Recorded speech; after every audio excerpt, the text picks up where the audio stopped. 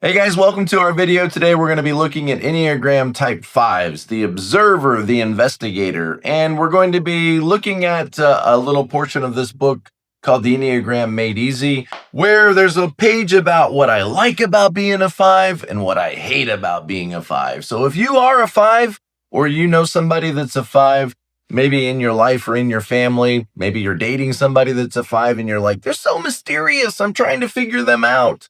Well, we're going to talk about them today, but before we do, just a reminder, in the description below is a link to my website, tomlahue.com, where I do offer Enneagram coaching. So it's basically life coaching, but it's based around the Enneagram, or I do a lot of relationship coaching, a lot of marriage help and that kind of stuff, because the Enneagram is just such a great tool to help us know more about ourselves and the people that we're trying to get along with. So if I can help you in any way, please feel free to reach out to me. I'd love to talk with you.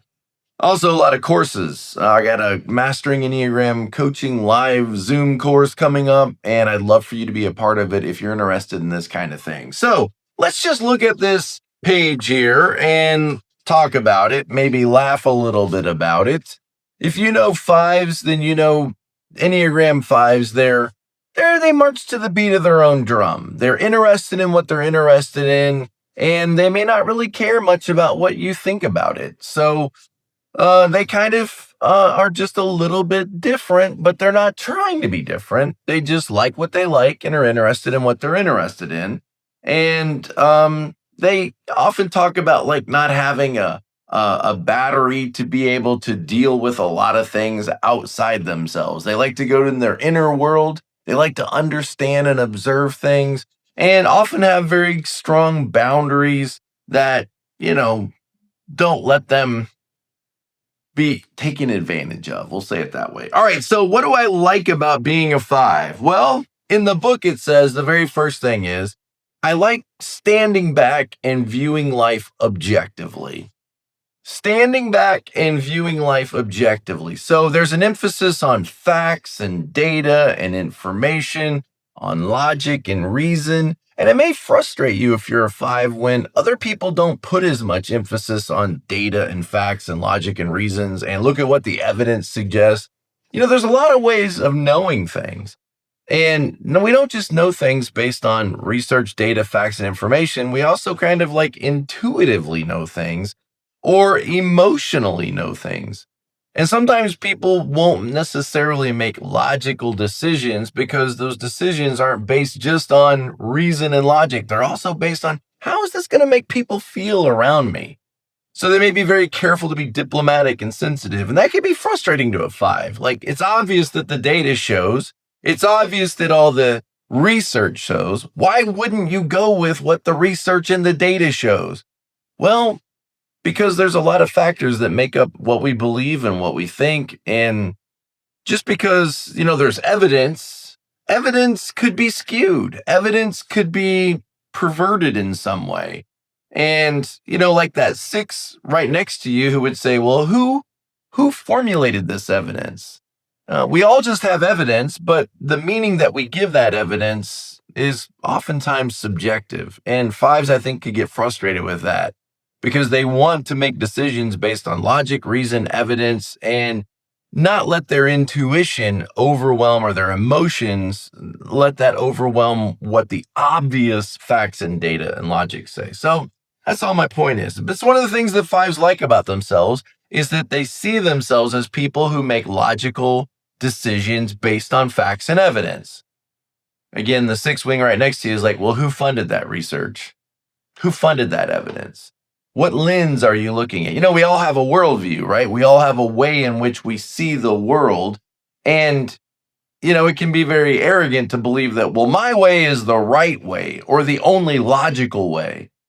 Everybody has kind of a lens through which they see the world. It's called your worldview. And what's important is, how did you articulate that worldview?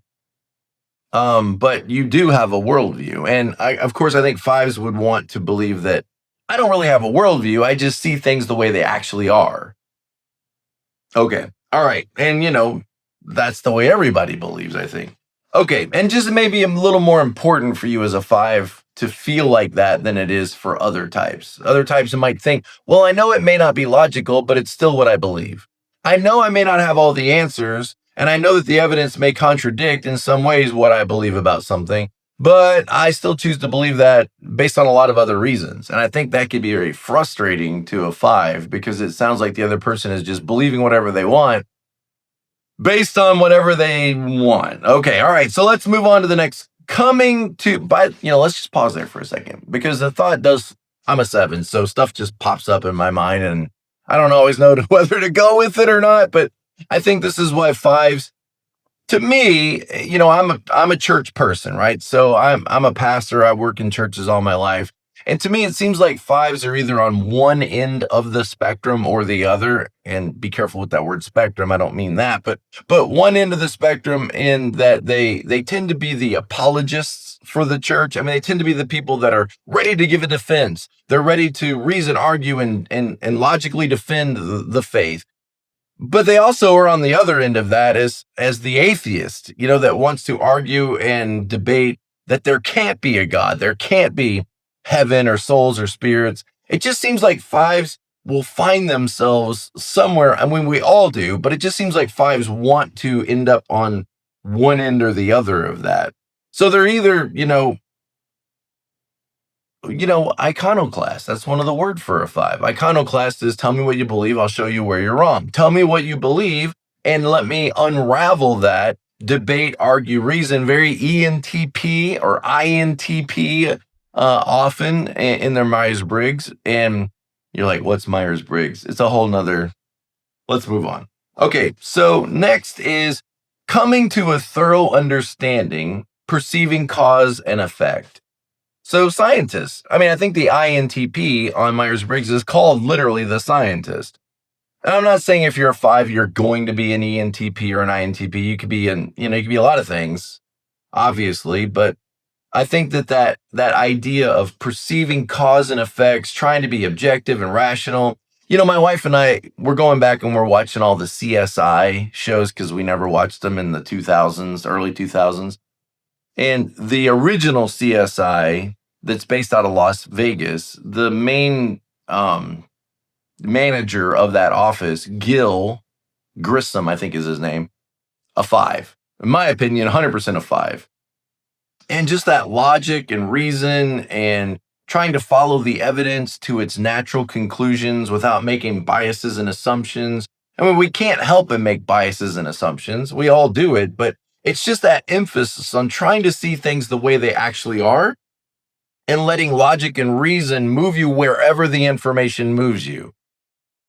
The alternative is, I believe what I believe, now I'm going to make the evidence support what I believe. And I think 5s really get frustrated with that because they want to logically follow the data, information, logic, and reason to its natural end, whatever it might be. And so I need to conform my thinking to what the evidence demonstrates and what the evidence suggests.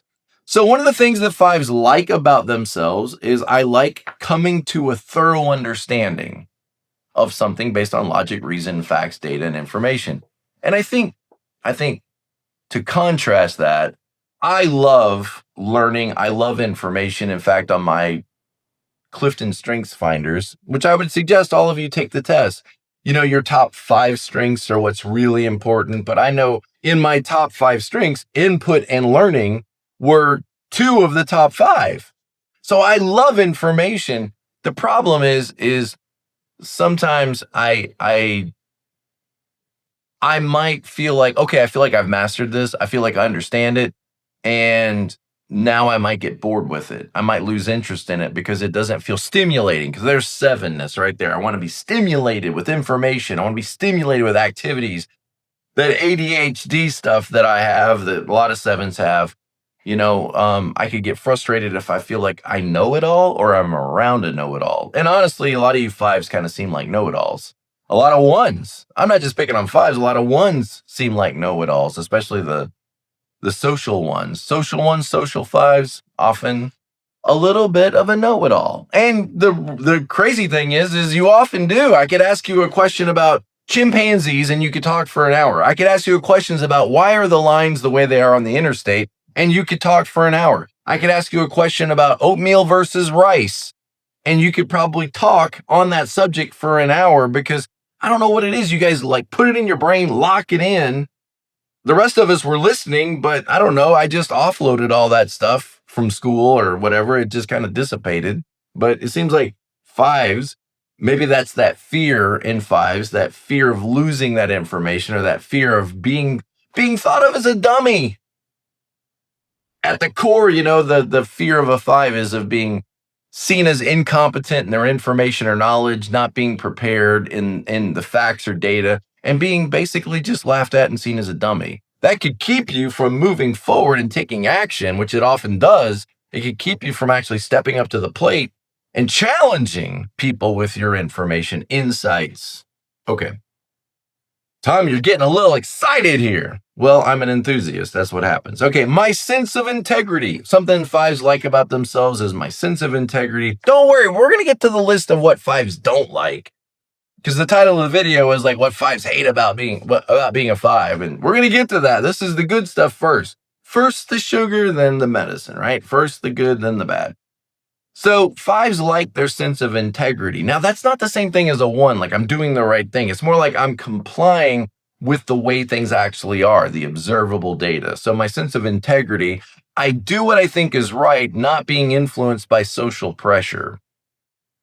I think that's fair. That's legitimate that fives might not really care what other people think.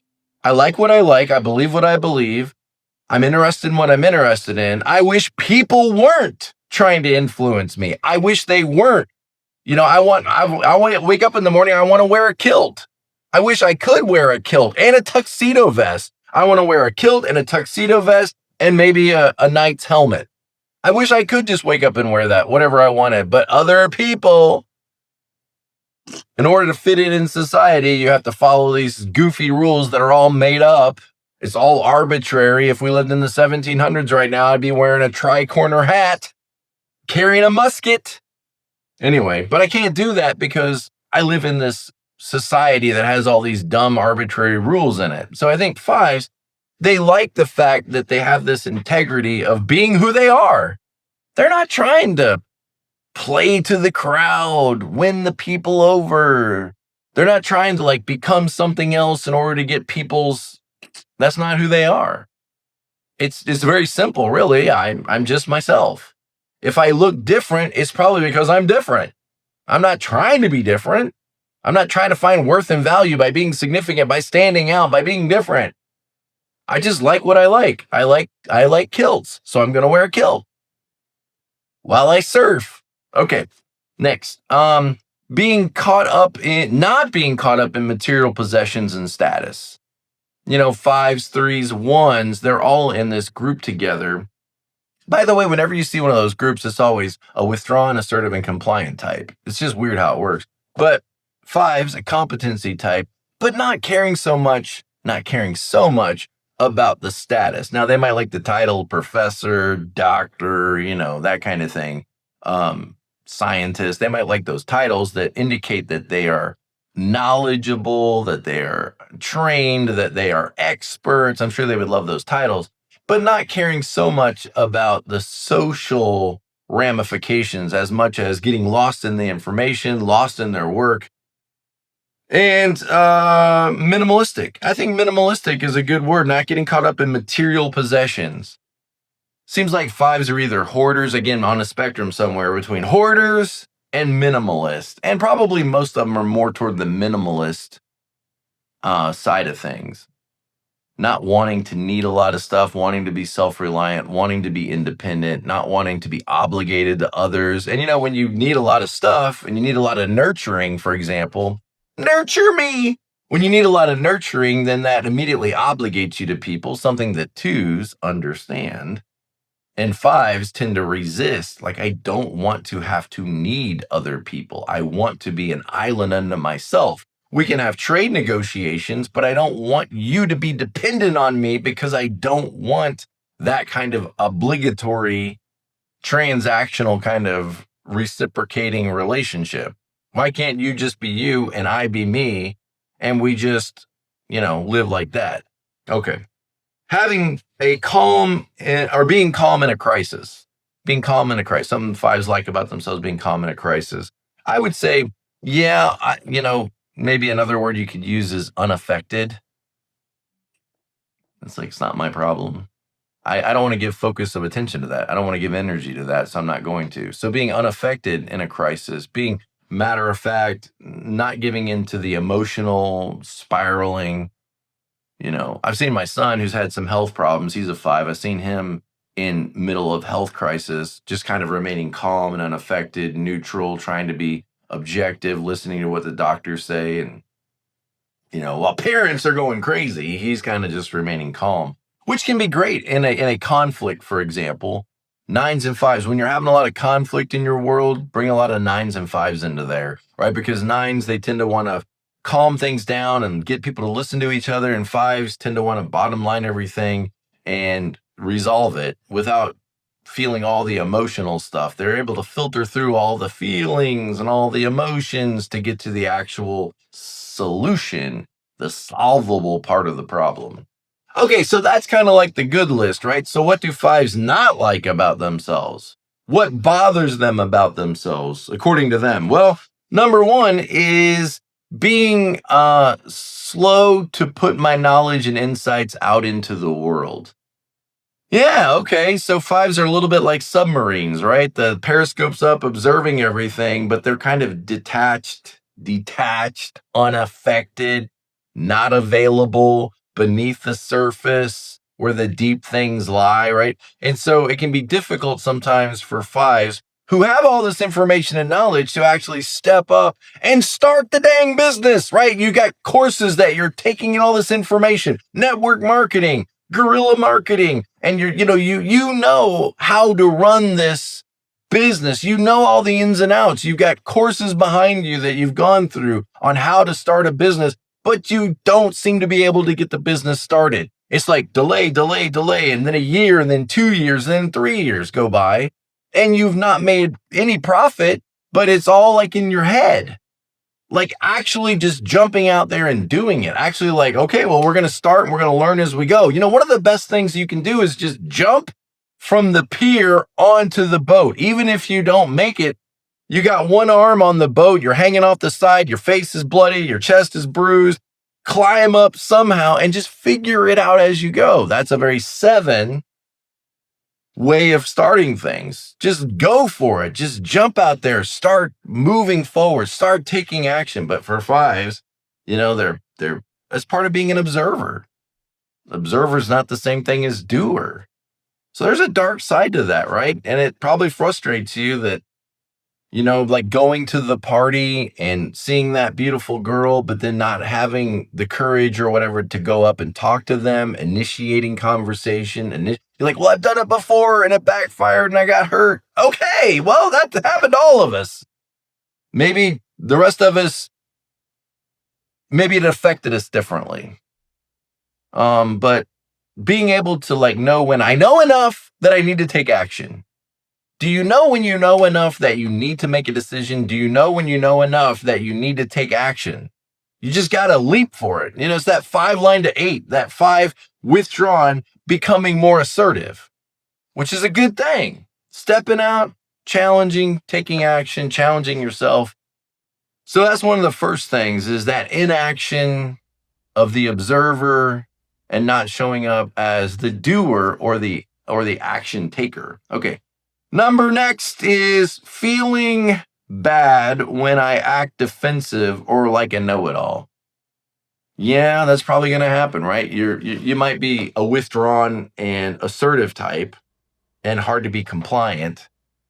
3 different stances on the Enneagram: withdrawn, compliant, and assertive. And most people do 2 of them well, right? And one that's difficult. And so it's very 5-like to just sit back and not say anything. And then somebody asks you, and then you dump truck a ton of information on them, and everybody's just kind of like lost in your professor mode. And then you might feel bad about yourself. Like, I don't know how I didn't do that interaction right. They tell me I came across like a know-it-all. I'm not trying to be a know-it-all. I'm just trying to share with them the information to help them. You're actually trying to help them, Maybe you're thinking about, I want to be seen as a person who's on the inside that has all the right information, maybe, but more likely you're probably just trying to help people. But, you can kind of come across like that little kid in Polar Express. The Aztecs drank 12 cups of chocolate every day, but they didn't use sugar. They used cayenne pepper.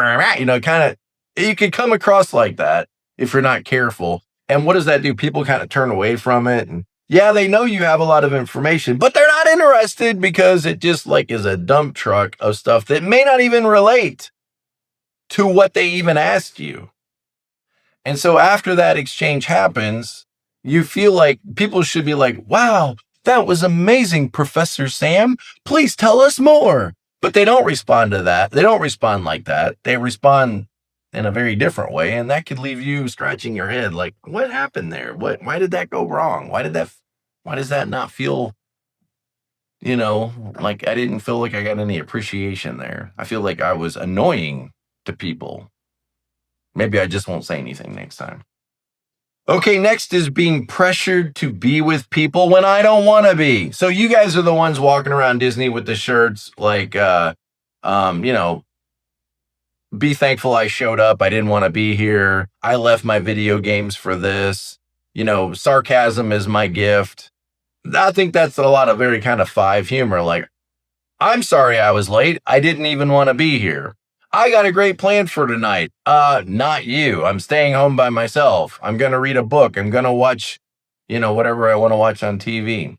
So you don't feel this obligation to be friendly and warm and charming, like a 3-wing 2 or a 2 or a 6-wing 7 or a 7. You don't feel this obligation. You don't want to feel this pressure because look, it extracts your energy and your sin is avarice. It's greed. I don't care what they think. I don't need a relationship with them. I'm not going to try to win them over. I come in, I keep to myself, and I am treating people the way I want to be treated. I'm leaving them alone like I want them to leave me alone.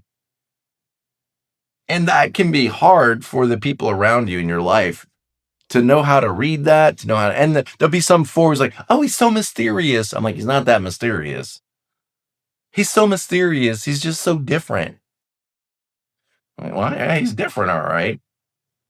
But maybe not. Okay. I'm going to leave that one alone. So being pressured to be with people and I don't want to be there. I don't want to go out with the people at work after work to Chili's and have a bunch of small talk about their vacations and their relationships and all this crap I don't care about. I don't want to do that. And for some reason, they think I'm being mean to them. I literally don't talk to them. Why would they think I don't like them? I just don't want them in my life outside of this. That's very 5-like. Realize the rest of us, we just maybe might not understand that so much. Especially like that friendly self-preservation 6 who's trying to align a team of people around them, or that warm 2 that's trying to find a sense of worth and value by their connections with others, or that dutiful 1 who's mentoring everybody. Being pressured to be with people I don't want to be with. Next is watching others with better social skills. A lot of 5s feel like they missed that class. I don't know, there was a class in high school one day about how to win friends and influence people, and I feel like I missed that class. And ever since, I've just been doing the best I can, trying to relate to people, but I feel like I'm missing some information somewhere. Like I got tons of information on everything, but just how to do interactions. Like how to be charming. Like I don't know. Watching others with better social skills, but less intelligence. So you're probably looking at me. Don't look at me. You're looking at 7s. Like somehow this 7 bounces around. All the doors open up for them. Everybody likes them. That's probably not fair for me to talk about 7s like that. Everybody likes them. I don't know what I'm doing. Just everybody likes me. But you might see people like a 7 coasting upward, or a 3 coasting upward, and everybody seems to like relate to them well. And we don't even know what we're talking about. In your mind, you're like, that guy doesn't even know what he's talking about. He's a clown. He's a buffoon. He's a self-righteous airhead. And, his brain is filled with cotton candy and marshmallows. And yet somehow he gets elevated to the position. That could be very frustrating to a 5, I think. And to a lot of people, but I think to a 5. Because you actually have the answers in your mind. You have the answers, the information, but are overlooked because what? You won't step up and do the glad handing, the back slapping, the let's go on vacation together, let's play golf together, let's go out to see. You don't want to make that investment. You don't want to make that relational investment. And so you might get overlooked, even though I'm more competent. I'm more competent than they are. Okay. Watching others with better social skills but less intelligence or technical skill do better professionally. That would be frustrating. Yes, sir. All right, last one. Having trouble expressing some of my thoughts succinctly. What is meant by this word succinctly? Does it mean like, in a short amount, like in a paragraph? Because one of the marks of intelligence isn't just how much you know or how able you are to reason and solve things, but can you communicate it in a way that is interesting to other people? And I remember type sevens, our speaking style is storytelling. So we might, and others might be able to communicate information in a way that is succinct. And this could frustrate fives because they tend to be exhaustive, right? Either I'm not going to share because I don't want the drain on my energy, or if I take the opportunity to share, then you might be too exhaustive in your explanations or your interactions and overwhelm people, and they get lost in the weeds, they get lost in the details. And being able to say what you want to say in a succinct way, that is appropriate for the occasion or appropriate for the group you're in. And that is part of compliance, like complying to the needs of the person or complying to the needs of the group you're in. When somebody says, "Hey, Tom, I'm having a problem. I feel like I'm struggling with an addiction." The appropriate answer is 43% of all addictions begin. That's not the appropriate answer. You might know that information, but see, that doesn't comply to this person who, what do they need? They need care. They need support. They need validation. They need understanding. They don't need facts, data, and information. You might think, well, if they had the facts, data, and information, then they can make better decisions. But being aware that this person isn't coming to me necessarily for facts, data, and information, they're coming to me for relational care and support. Are you willing to give that? There you go. All right. Okay. Well, interesting stuff. Fantastic stuff. And as always, my challenge is to be present to life. You could get so lost in the past, your world of, you know, Greek civilization, for example, or Roman civilization, or whatever it is you're interested in. You could get so lost in that world, feeling more comfortable in that world inside your own head, or even fantasy, Harry Potter and Percy Jackson, and there's probably 1,000 that I don't know. But you could get lost in those worlds, feeling more control and more comfortable there. And that could separate you, if you're not careful, from the present reality in front of you. Do you have people that love you? Do you have people that you love? Do you have something to do, something meaningful to do with your life, your time? And do you have something to look forward to?